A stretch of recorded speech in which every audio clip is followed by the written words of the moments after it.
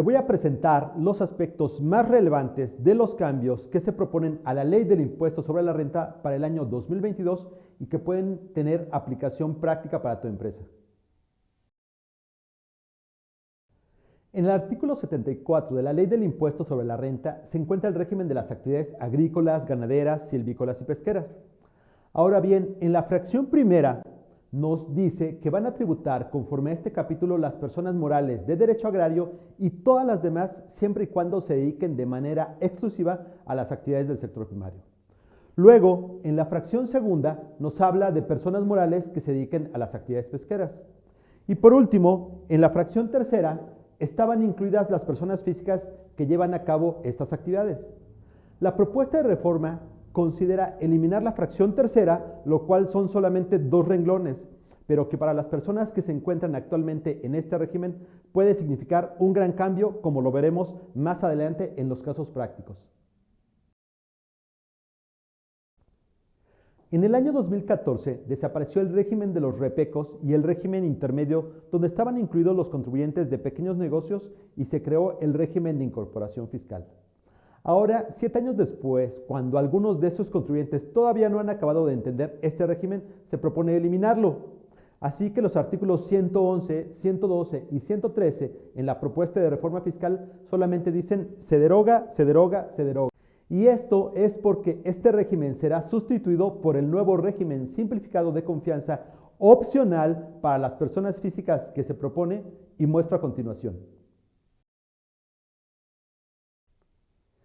Se crean los artículos 113E, F, G, H, I y J, donde se establecen las reglas generales de funcionamiento del nuevo régimen simplificado de confianza opcional otra vez para las personas físicas. Como podremos observar en la diapositiva, el artículo 113E nos dice que podrán optar por pagar su impuesto sobre la renta conforme a este régimen las personas físicas que lleven a cabo actividades empresariales, servicios profesionales u otorguen el uso o goce temporal de bienes, que es arrendamiento, siempre y cuando sus ingresos anuales no excedan la cantidad de 3.5 millones de pesos al año. Además, en el párrafo sexto de este mismo artículo nos dice que también van a poder pertenecer a este régimen quienes obtengan ingresos del capítulo primero y del capítulo sexto, que son salarios e intereses. Ahora vamos a ver las características de este nuevo régimen. En primer lugar, el pago provisional de ISR será mensual, no como en el RIF, que era bimestral y definitivo. En segundo lugar, ya que es un pago provisional, los contribuyentes de este régimen estarán obligados a presentar su declaración anual, lo cual deberán de hacer en el mes de abril, igual que todas las demás personas físicas obligadas a presentar declaración. Y en tercer lugar, y uno de los puntos más importantes de este régimen es que no permite hacer ninguna deducción. Y por último, y el segundo aspecto más importante de este régimen, es que el impuesto se pagará conforme una tabla mensual y anual con una tasa de ISR sumamente baja que va del 1 al 2.5%, como puedes observarlo en esta diapositiva. Ahora, déjame mostrarte quiénes no podrán optar por pagar su impuesto sobre la renta conforme a este régimen. En primer lugar, quienes sean socios o accionistas de personas morales o cuando sean partes relacionadas. Para entender con claridad lo que son partes relacionadas, debemos irnos al artículo 90 de la Ley del Impuesto sobre la Renta y al artículo 68 de la Ley Aduanera, donde se establece que 2 o más personas son partes relacionadas cuando participan de manera directa o indirecta en la administración, control o capital de otra, o cuando hay una relación patrón-trabajador, o cuando son de la misma familia, entre otras. En segundo lugar, no podrán pertenecer a este régimen quienes sean residentes en el extranjero. Y en tercer lugar, tampoco podrán pertenecer a este régimen quienes obtengan ingresos de regímenes fiscales preferentes, es decir, que obtengan ingresos de otros países donde la tasa de impuestos sea más baja que en México. Y por último, tampoco podrán pertenecer a este régimen quienes perciban ingresos por honorarios asimilados a sueldos. Ahora vamos a ver algunos ejemplos prácticos.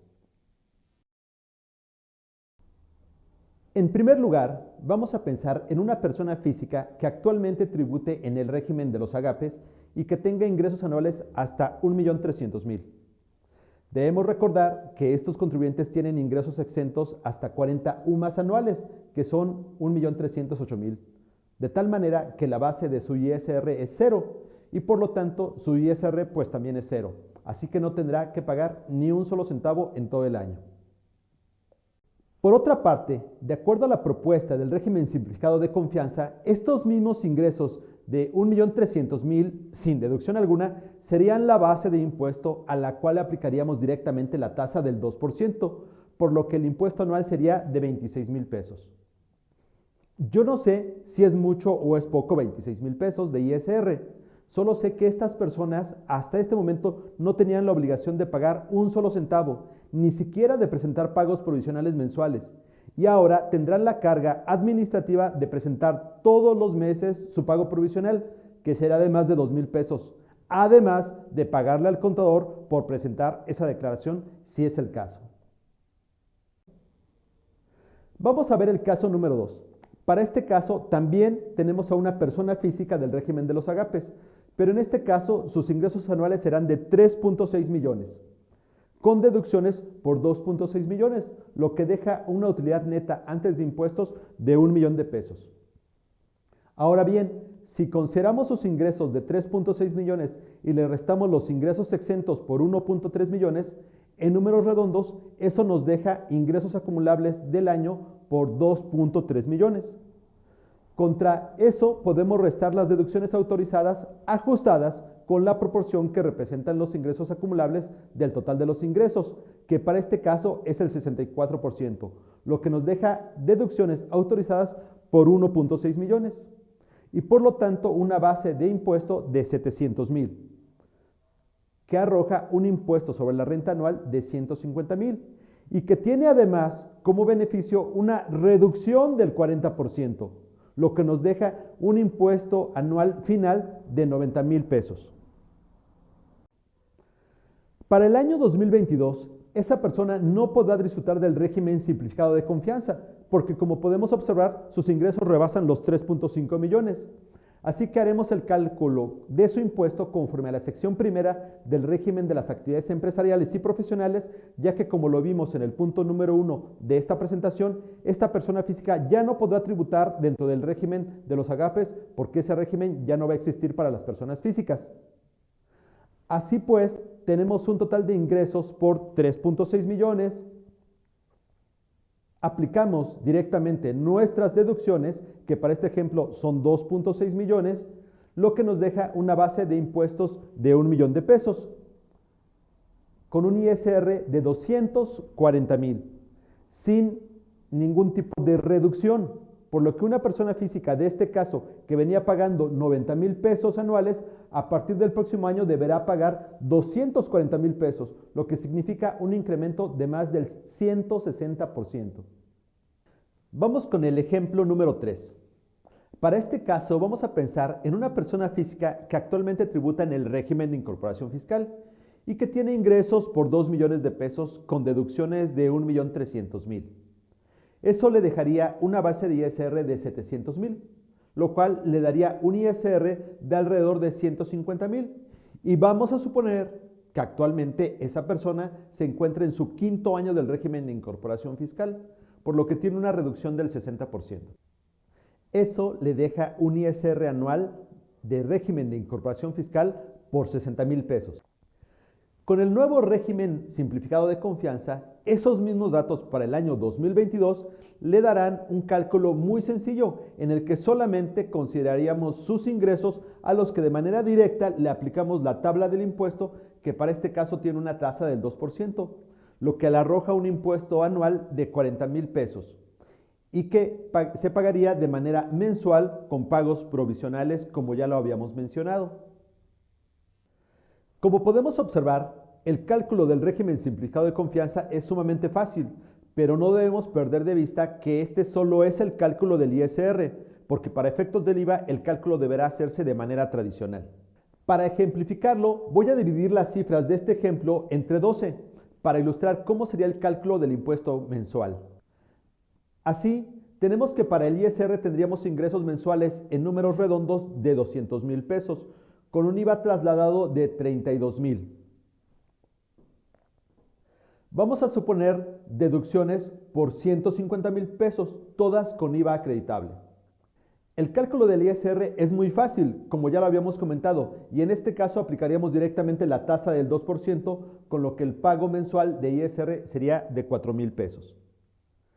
Para el caso del IVA, no obstante, tomaremos el IVA trasladado, que en este caso es de 32,000, y en este caso sí requerimos considerar el IVA acreditable de nuestras deducciones, que será de 24,000 pesos, lo que nos dejará un IVA por pagar de 8,000 más los 4,000 del régimen simplificado de confianza, lo que nos da un gran total de 12,000 pesos mensuales, más las retenciones que tuviéramos a los trabajadores si fuera el caso.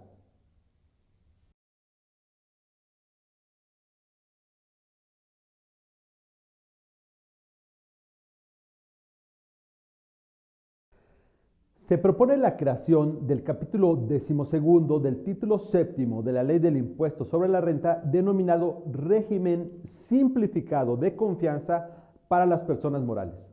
Son 9 artículos, del 206 al 214, de los cuales presento a continuación lo más destacado. Como lo mencioné anteriormente, este régimen inicia en el artículo 206 y lo primero que destaca es que inicia con la palabra imperativa deberán. Así que, como podemos observar, este régimen no será opcional, sino obligatorio para las personas morales que se encuentren en este supuesto que se menciona, y que es tener ingresos menores a 35 millones de pesos, lo cual te aseguro que incluya más del 70% de las pymes en nuestro país, así que tal vez tú te encuentras en este caso. Vamos a observar que las características principales de este régimen son las siguientes. Número 1, que sus ingresos sean menores a 35 millones de pesos. Número 2, que estén constituidas únicamente por personas físicas, que es como están constituidas la mayoría de las pymes en nuestro país. Número 3, acumularán para efectos de ISR únicamente los ingresos efectivamente cobrados. Para esto, los complementos de pago van a tomar mayor importancia, como lo veremos cuando hablemos de los cambios propuestos al Código Fiscal de la Federación. Número 4. Deducirán únicamente las deducciones efectivamente pagadas. Y número 5. El punto más importante, que sí podrán deducir la compra de mercancías pagadas. Esto es bueno porque una persona moral de este tipo que esté generando muchas ganancias líquidas sí podrá disminuir su impuesto anual y para pagos provisionales comprando y pagando mercancías. Así que veremos negocios exitosos de este segmento acumulando riqueza en sus inventarios y pagando un ISR muy bajo o incluso casi nulo. Número 6. Además, tendrán un porcentaje de depreciación fiscal más alto. Por ejemplo, para equipo de cómputo, mientras en el título segundo tenemos un porcentaje de depreciación del 30% anual, en este régimen tendremos un 50% anual para equipos de cómputo. Y por último, número 7, que su pago provisional se calculará con base en los ingresos cobrados menos deducciones pagadas. Así que será fundamental que sus contabilidades se encuentren al día, pues hasta este año lo único que se necesitaba de la contabilidad para calcular el pago provisional eran los ingresos acumulables y directamente se le podía aplicar el coeficiente de utilidad. Ahora no será así y por lo tanto será fundamental cuidar que sus empresas contabilicen puntualmente no solo los ingresos cobrados, sino también las deducciones pagadas, por lo que les recomiendo tener un mayor control administrativo para este punto. Por último, vamos a ver quiénes no podrán estar en este régimen o lo que tienen que hacer quienes no quieran estar. Son básicamente 3 puntos principales. Número 1, no podrán estar en este régimen cuando alguno de sus socios participe en otra sociedad mercantil donde tenga el control de la sociedad o de la administración o sean partes relacionadas. Al respecto, ya habíamos dicho que son partes relacionadas. Para entender con claridad lo que son partes relacionadas, debemos irnos al artículo 90 de la Ley del Impuesto sobre la Renta y al artículo 68 de la Ley Aduanera, donde se establece que 2 o más personas son partes relacionadas cuando participan de manera directa o indirecta en la administración, control o capital de otra, o cuando hay una relación patrón-trabajador, o cuando son de la misma familia, entre otras. Número 2. Tampoco podrán tributar en este régimen las instituciones del sistema financiero, los grupos de sociedades y los coordinados y agapes, que no lo ocupan porque ya tienen sus propios beneficios especiales. Número 3. Tampoco podrán estar en este régimen las cooperativas de producción. Una vez dicho lo anterior, vamos a ver un ejemplo práctico para comprender mejor la relevancia de lo que significa poder deducir la compra de mercancías. Vamos a suponer el caso de una empresa que durante el año 2021 compra mercancías por 15 millones, las cuales vende totalmente a un precio de venta de 25 millones. De esta manera, obtiene una utilidad bruta de 10 millones y le enfrentamos gastos por 3 millones, lo que nos deja una utilidad antes de impuestos de 7 millones. A eso le aplicamos la tasa del 30% del artículo 9, lo que nos arroja un ISR de 2.1 millones. Por otro lado, vamos a hacer ese mismo ejemplo para 2022, ya con el régimen simplificado de confianza para personas morales en caso de aprobarse. Tendríamos los mismos ingresos por 25 millones, el mismo costo de 15 millones de las mercancías que se compraron y los mismos gastos de 3 millones. Solo que en este caso, al final del año y con el propósito de evitar el impuesto tan alto, la empresa decide comprar mercancías adicionales por 7 millones de pesos. Así, de esta manera tendríamos una utilidad base de ISR de 0 y por supuesto 0 impuesto, y la utilidad la tendríamos en los almacenes de la compañía. Para 2021, aunque se hiciera una compra de este tipo, no serviría para bajar el impuesto debido a que solo se deduce hasta que se venden las mercancías, limitación que no ocurre en el régimen simplificado de confianza de las personas morales. Ahora vamos a abrir un espacio para preguntas y respuestas acerca de este nuevo régimen.